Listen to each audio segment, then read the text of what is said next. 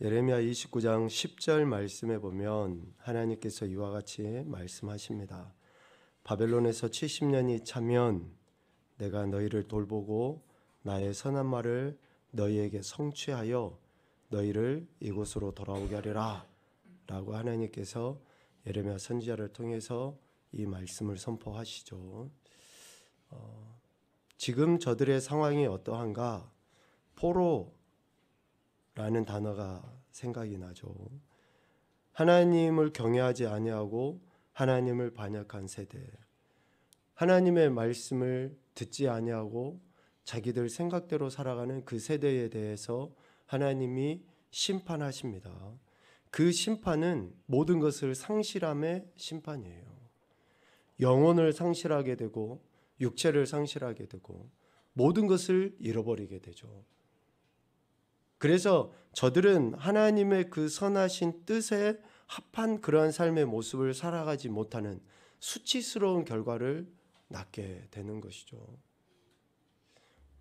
지금 우리가 새벽에 예레미야서의 말씀을 이렇게 보고 있는데요. 정말 우리 인생의 수치는 정체성을 상실한 것대로 살아가는 것이 수치입니다. 그리스도인으로 택함을 받고 하나님 나라 백성 자녀임에도 불구하고 그 정체성대로 살아가지 못하는 것이 수치예요. 예레미야 6장에서는 말미에 그렇게 이야기하죠. 내버린 은과 같다. 하나님께서 그들을 내버려 두셔버려요. 내버려 두셔버려요. 얼마나 부끄러운지 모릅니다.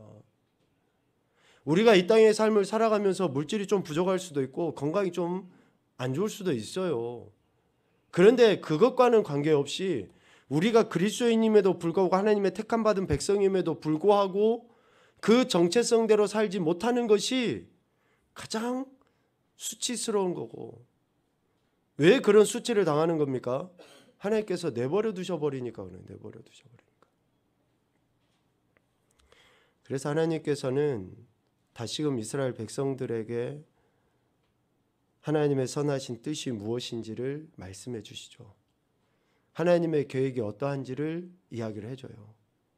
비록 그들이 포로로 잡혀가서 70년의 시간이 지나겠지만 그 이후에 나의 선한 말을 너희에게 성취하여 10절에 이야기하는 것처럼 하나님의 그 선하신 약속의 말씀을 성취하셔서 너희를 이곳으로 돌아오게 할 것이다 라고 분명하게 말씀합니다.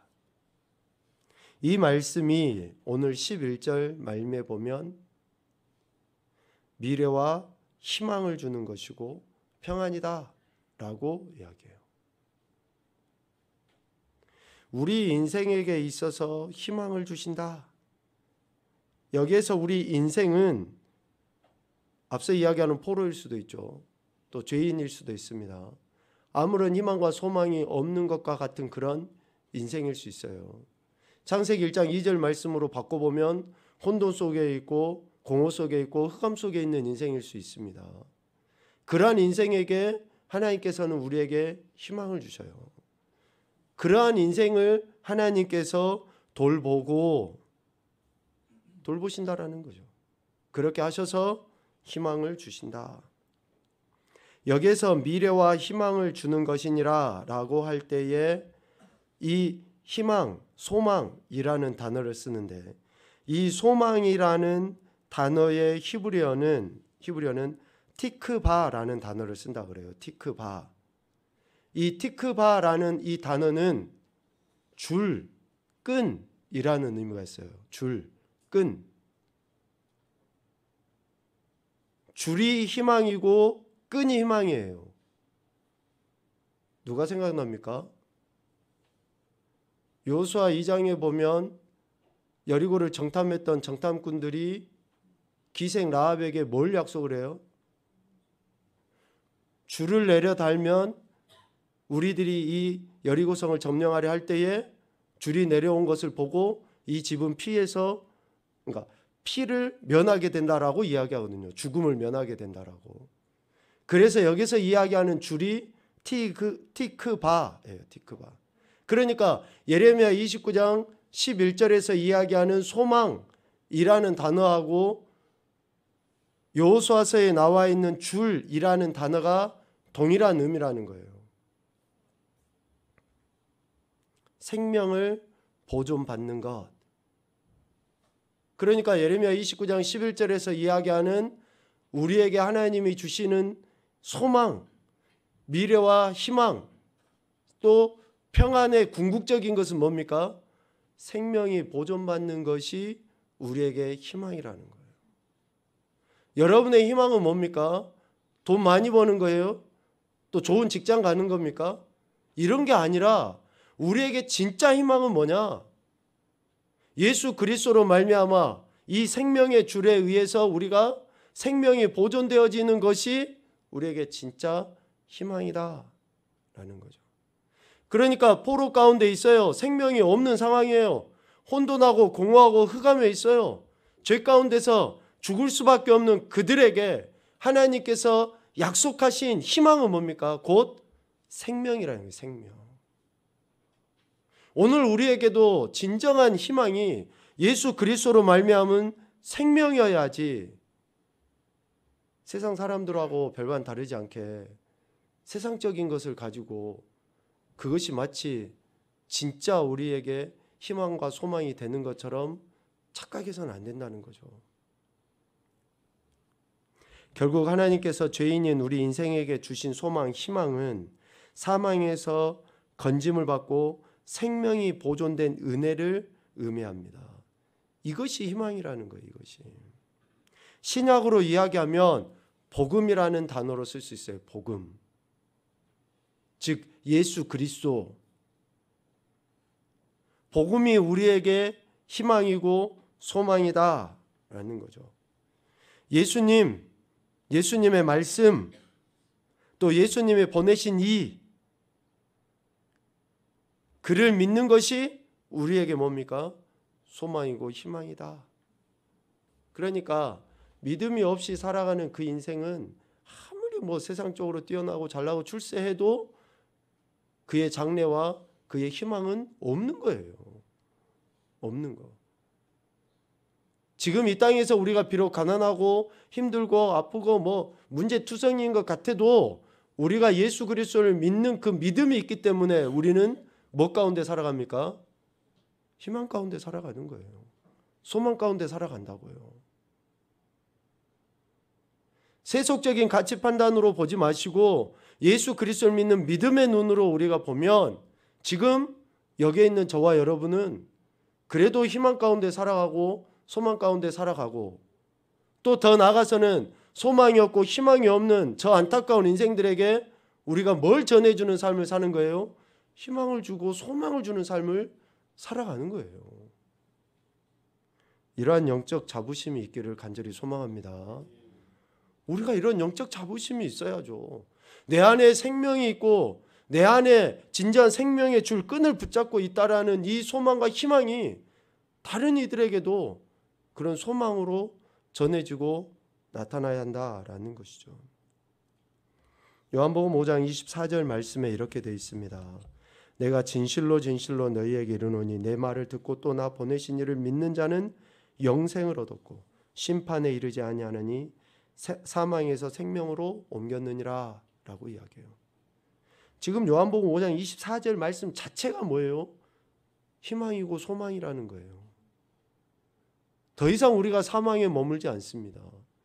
더 이상 우리에게 절망이라는 단어는 있을 수가 없어요.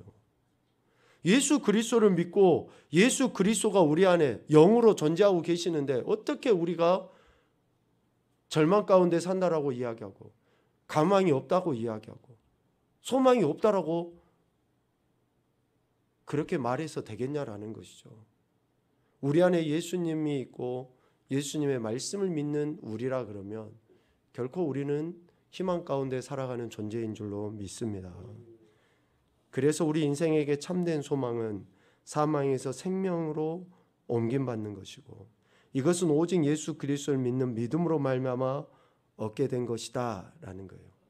그래서 결국은 구원 이꼬르 소망이에요. 구원 이꼬르 소망. 우리에게 진짜 소망은 뭐냐? 오직 구원이라는 거예요. 구원받음 없이 우리에게 소망이란 있을 수 없다라는 거예요. 그래서 다시금 저와 여러분이 예수 그리스도를 믿는 믿음에서부터 점검을 하고 내가 진짜 예수 그리스도 한 분으로 나의 참 소망 삼고 살아가고 있는지.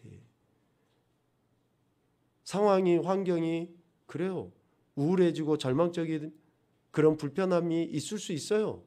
그러나 우리의 눈은 이 상황을 보는 게 아니라 예수 그리스도를 봄으로 소망을 발견하고 희망을 노래하고 그냥 단순히 야 좋은 게 좋은 거야 이런 차원이 아니라니까요.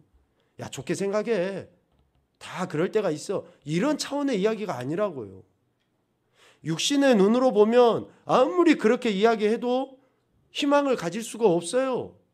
소망을 발견할 수 없어요. 그런데 믿음의 눈으로 예수 그리스도를 믿는 믿음의 눈으로 바라보면 결코 절망이나 좌절이 아니라 그 안에서 우리에게 참된 소망의 은혜를 누리게 되는 줄로 믿습니다. 여러분 한 사람 한 사람을 통해 여러분의 가정이나 또 여러분이 속해 있는 공동체가 그렇게 주님으로 인한 구원자이신 예수 그리스도로 인한 참 소망이 넘쳐나실 수 있기를 간절히 소망합니다. 오늘 페이퍼에 보면 절망에서 회복으로 그랬는데요. 오늘 예레미야 29장 11절 말씀처럼 우리가 희망을 가져야 됩니다. 희망. 앞서 이야기한 것처럼 결국 예수 그리스도를 믿는 믿음, 즉 구원이 우리에게 희망이고 소망이라고 했잖아요. 그러니까 예수 그리스도를 믿는 믿음이 확실해야지 돼요. 그래야지만이 우리가 절망적인 상황에서도 결코 굴하지 않고 실패하지 않고 넘어지지 않게 됩니다. 혹 비틀거린다 할지라도 그 소망의 줄을 놓지 않게 돼요. 그 생명의 줄을 꼭 붙잡게 된다라는 것이죠. 우리 인생이 이러한 희망을 갖고 살아가야 되는데 우리 인생이 이런 희망의 은혜를 누리며 살아갈 수 있는 것은 첫째, 문제를 현실적, 의식적으로 볼 뿐 아니라 그러니까 지금 현재의 상황이나 또 의식적으로 볼 뿐 아니라 하나님의 속성과 도움을 바라보는 것으로 봐야 돼요. 문제를. 하나님의 속성과 도움을 바라보는 눈. 그러니까 바라보는 것으로 그렇게 봐야 한다는 거죠. 우리가 처해 있는 이런 문제들을. 현실적, 의식적으로 볼 뿐 아니라 하나님의 속성과 도움을 바라보는 것이 있어야 됩니다. 시편 50편 15절 말씀에 보면 환난 날에 나를 부르라 내가 너를 건지리니 네가 나를 영화롭게 하리라 이야기합니다. 그러니까 환난이 있을 수 있죠. 왜 없습니까? 그러할 때에 하나님의 이름을 부르는 거예요. 우리를 도우시고 건지시고 싸매시고 고치시고 회복시키시는 그 하나님의 속성에 의해서 우리는 이런 문제가 해결받게 되는 겁니다. 이사야 25장 9절 말씀 같이 읽겠습니다. 시작. 그의 날에 말하기를 이는 우리의 하나님이시라. 우리가 그를 기다렸으니 그가 우리를 구원하시리로다. 이는 여호와시라. 우리가 그를 기다렸으니 우리는 그의 구원을 기뻐하며 즐거워하리로다. 아멘. 구원의 하나님 되심을 늘 믿음의 눈으로 바라보셔야죠. 환난이 있을 때마다 건지시는 일을 바라보고 그 주님의 이름을 부르고 그 주님의 은혜를 구해야 된다라는 거예요. 두 번째, 하나님께서는 그 어떠한 절망적인 상황도 없음을 믿어야지 됩니다. 하나님께는 그 어떠한 절망적인 상황도 없어요. 아멘입니까? 우리 인생에게 있어서는 내 뜻대로 내 생각대로 내 상황대로 안 되니까 절망이 있고 좌절이 있고 불편이 있고 그러지만 하나님은 그냥 선 자체예요. 가장 좋은 것 그 자체. 그래서 하나님을 우리는 영광이라고 써요. 영광. 영광이라는 그 단어 안에는 0.0001의 그 흠도 없음을 영광이라고 이야기해요. 그러니까 하나님께는 절망이나 좌절이나 불편이나 문제가 없어요. 그 하나님을 우리가 신뢰하죠. 그 하나님이 나의 아버지시고 나를 구원해 주신 분이시라고 믿으면 그 하나님에 의해서 내가 절망적인 상황에서도 소망을 품게 되는 것 아닙니까? 사람은 나하고 똑같아요. 저 사람이 아무리 나보다 많이 배웠고 아무리 나보다 돈이 많아도 저 사람 역시 사람이에요. 나하고 똑같은. 그러니까 저 사람을 의지하고 저 사람에게 뭔가 토로해서 우리가 해결받을 것처럼 저를 소망을 두고 있으면 그것만큼 실패되는 인생은 없어요. 그러니까 사람이 아니라 하나님께 소망을 두는 것은 하나님이 이러한 분이시라는 것을 믿을 때인 것이죠. 그래서 하나님의 능력이 얼마나 강력하게 나타나는지를 우리가 늘 신뢰하며 나가야 되고요. 로마서 5장 3절 4절 말씀도 우리 같이 보겠습니다. 시작.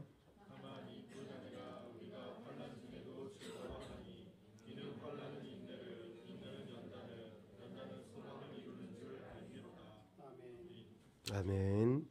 그래서 우리가 예수 그리스도를 믿는 믿음, 하나님이 가지신 속성에 근거해서 소망을 갖고 나가는 거죠. 세 번째, 하나님께 기도함으로 분노와 절망이 사라질 것을 확신하셔야지 됩니다.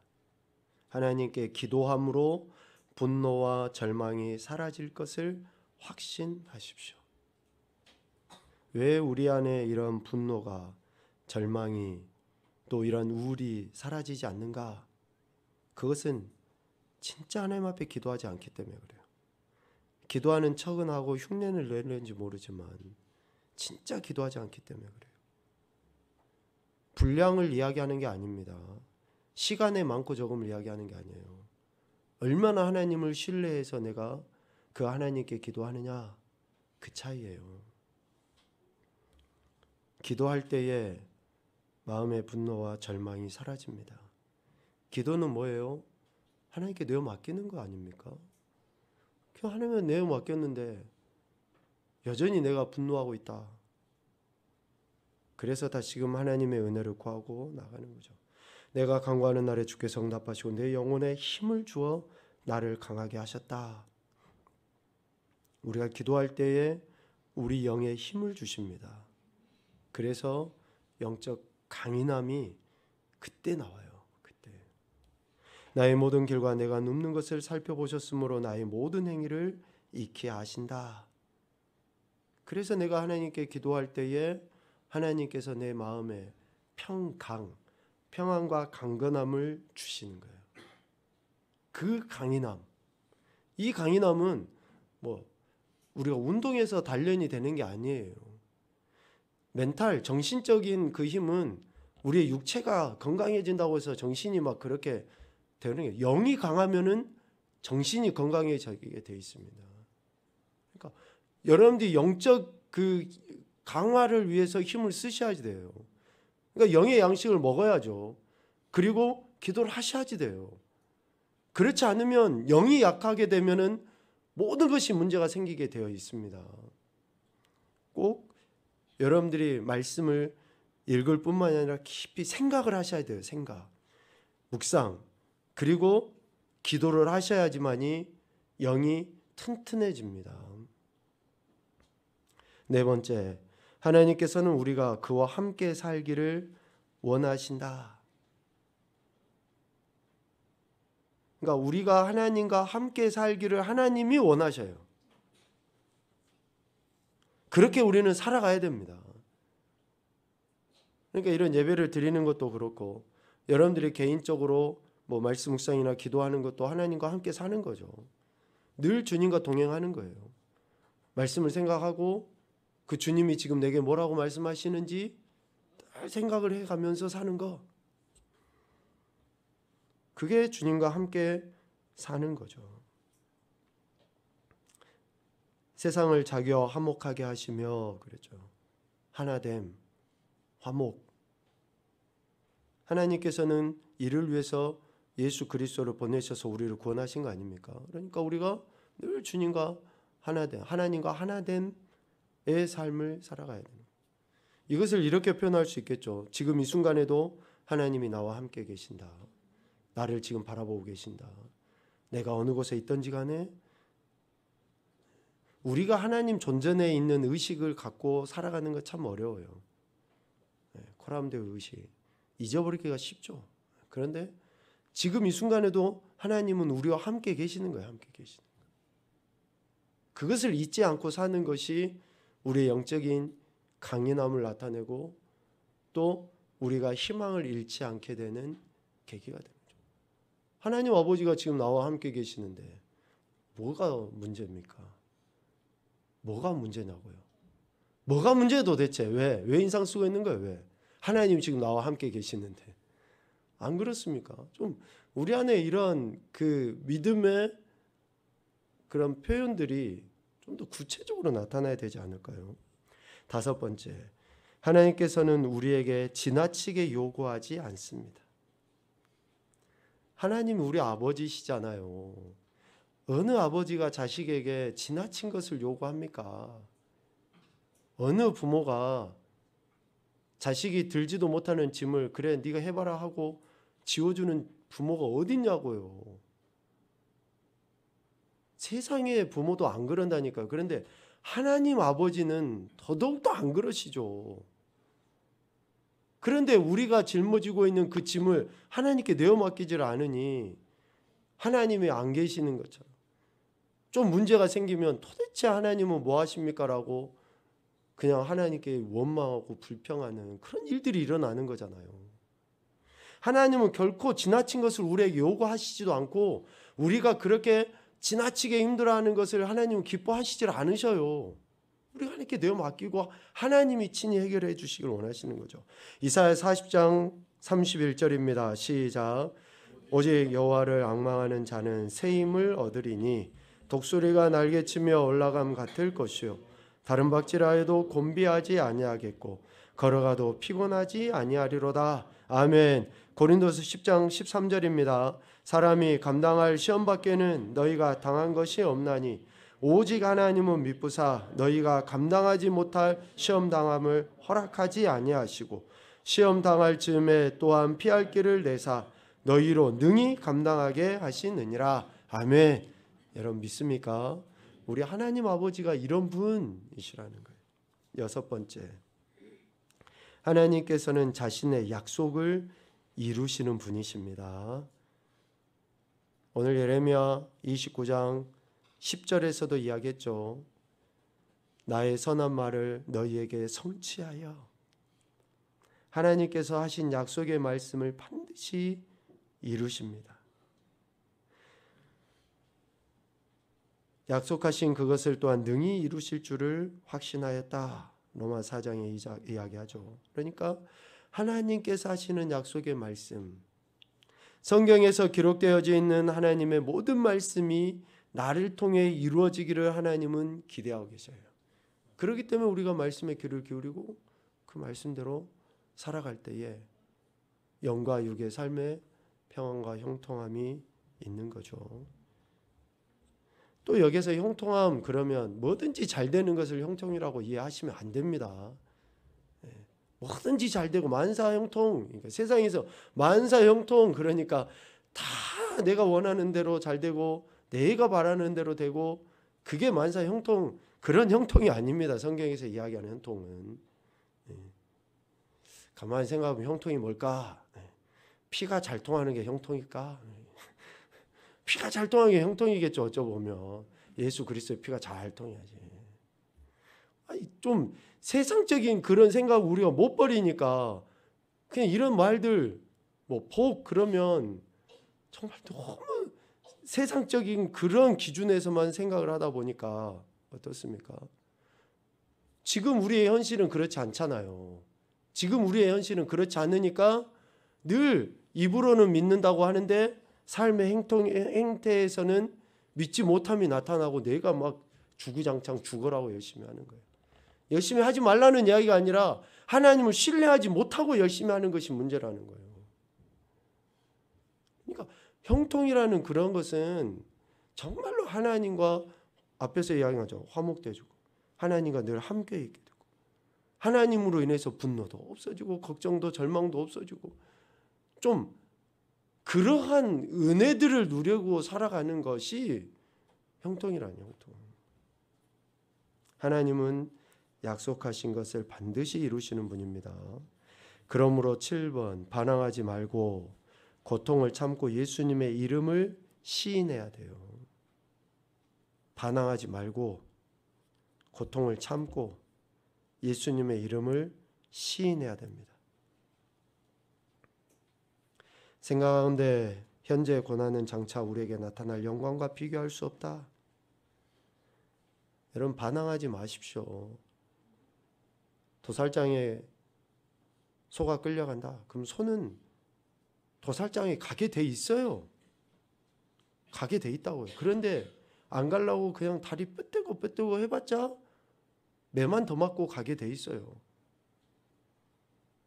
하나님의 뜻, 하나님의 약속, 하나님의 말씀, 하나님의 계획 모든 것들은 그래서 우리가 범사에 하나님의 주권을 인정해야 된다 이야기하잖아요. 그러니까 하나님의 주권대로 하나님은 일해 나가셔요. 그런데 하나님의 주권대로 일을 해 나가실 때 결국은 뭡니까? 선이잖아요. 선.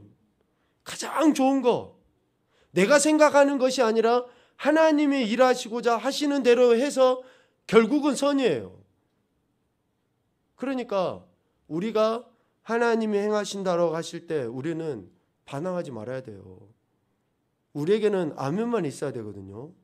네, 주님 그렇게 하십시오. 하나님께서 우리를 인격적으로 대우하시니까 우리에게 하나님이 말씀하시는 거죠. 야, 내가 이렇게 하고 싶다. 내가 이렇게 하련다. 그러면 우리가 뭘 해야 돼요? 네, 주님 그렇게 해야 되잖아요. 그런데 생각해 보니까 안 되겠는데요. 시간이 좀 필요하겠는데요. 결제를 하나님이 하셔야지 결제를 우리가 하려고 펜을 들고 우리가 굴리고 있으니 그게 되겠냐라는 거죠. 하나님께서 하실 것을 아브라함에게 숨기지 아니하시고 말씀하신 것처럼 우리에게도 숨기지 아니하시고 말씀하시고 일을 하려고 하실 때 주님 맞습니다. 그렇게 하십시오. 이렇게 해야지. 조금만요. 기다려 보십시오. 내가 생각해보고 이야기해 드릴게요. 이게 아니잖아요. 이해되시죠, 여러분? 우리에게는 아멘만 있고 순종만 있어야 돼요. 왜? 지금 우리에게 있는 고난은 잠깐이고 이 땅에서의 삶이 끝나고 난 이후에 영원한 영광이 우리 안에 있기 때문에 그래요. 어쩌면 고난도 이 땅에서는 좀 점차 덜 당하게 하실 수도 있어요, 하나님은. 그러니까 우리가 80, 90, 100세를 산다 해도 우리가 영원토록 사는 것에 비하면 아무것도 아닌데 이 땅에서 우리가 하나님이 하시고자 하시는 대로 그냥 예 하다 보면 이 땅에서 70, 80, 100세를 사는 그때에도 고난이 좀 적을 수도 있다고요. 그러니까 지금 우리가 어떻게 생각하고 살아가야 되는가 아마 정해질 겁니다. 마지막 8번. 하나님의 자녀는 염려와 고통 그리고 문제들을 드러내지 않고 살아가야 됩니다. 염려와 고통, 문제들을 드러내지 않고 살아가야 돼요. 호들갑 떤다 그러잖아요. 호들갑 떤다고. 그래요. 문제가 좀 있어요. 없는 게 아니라니까요. 그런데 그냥 바늘에 살짝 찍혔는데 나 죽네 하고 막 들어 누워갖고 발 동동 구르는 그런 인간들 있잖아요. 조금 감기 하나 걸렸는데 그냥 붕대로 칭칭 싸매가지고 사는 그런 인간이 있을 수 있죠. 그러니까 고통이 있고 문제가 없는 게 아니라 있어요. 왜 여기에서 그런 문제들을 드러내지 말라고 이야기합니까? 앞서 1번부터 7번까지 쭉 이야기했던 것처럼 하나님께서 우리와 함께 하시고 우리의 모든 삶을 아시고 가장 선으로 인도하시는 분이심을 우리가 믿는다 그러면 그래 지금의 이 감기 그래 지금의 이 바늘 조금 찔린 거 그래 하나님께서 해결해 주시겠지. 이런 믿음이 있으니까 일부러 드러낼 필요도 없는 거예요. 그런 믿음이 없으니 이 사람 저 사람 동네 방방곡곡 다 쫓아다니면서 내가 이렇네 저렇네 내가 힘드네 아프네 다 자기 문제를 드러내고 여러분 그러고 나면 속 시원합니까? 이 사람 만나고 저 사람 만나가지고 내가 이렇쿵 저렇쿵 힘들고 아프고 어쩌고 이야기 다 해고 나면은 좀 속이 시원하고 후련합니까? 아니요, 안 그럴걸요. 뒤돌아서면 어때요? 뒤통수가 막 간지럽고 따갑고 저 사람이 나를 어떻게 생각할까?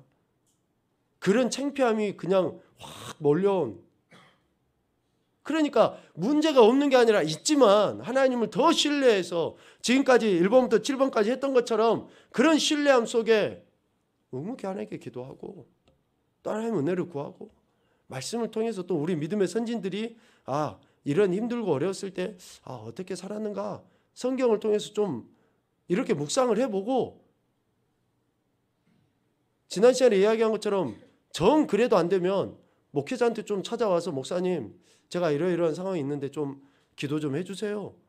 이야기를 좀 한다든지 그렇게 목회자를 통해서도 격려도 받고 위로도 받고 그런 상담을 통해서도 좀 뭔가 해결을 받으면 좋지 전혀 그런 거 없이 자기가 해결해 보려고 하고 이 사람 저 사람 쫓아다니고 하는 그거는 오히려 문제만 키우고 더 창피한 일만 당하게 될 뿐이라는 거예요. 염려, 고통, 문제들을 하나님 앞에 갖다 놓으시고 하나님의 은혜를 구하실 때에 우리에게 참된 평강이 있을 줄 압니다. 맨 밑에 시편 23편 1절부터 6절까지 말씀을 우리 읽고 마치도록 하겠는데요.